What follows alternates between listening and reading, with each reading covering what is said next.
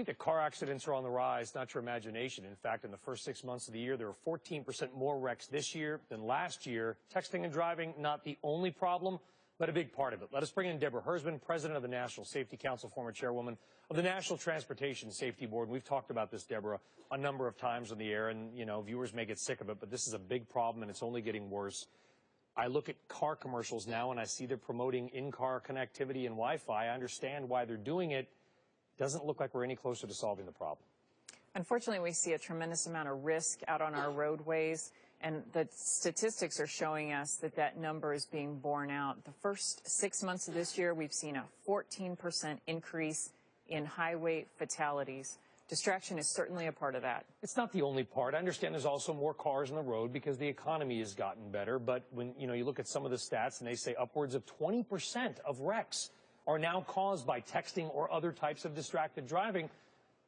But how do we solve that problem? When a fine is really just like a speeding ticket versus a DUI where you could lose your license, which theoretically texting and driving is just as dangerous.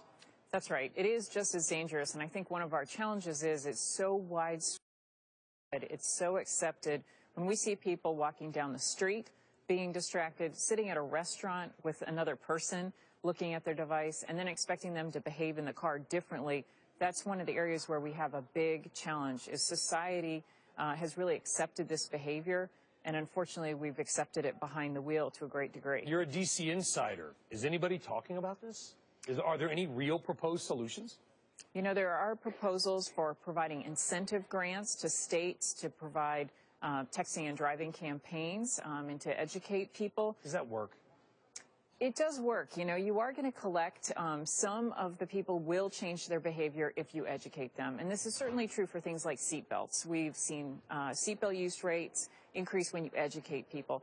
But the large majority of the people who will come on board is when a good law is enacted. But you're still not going to get everybody. Some people need the threat of enforcement to really come along. Should we up the penalties? We have advocated for stronger penalties. And when we talk about it, it's really about human life and the value of human life. No call, no text, no update is worth a human life. All right, Deborah Hersman, a good message. Let's hope people are listening. Deborah, thank you very much. Melissa. All right, Brian, the FDA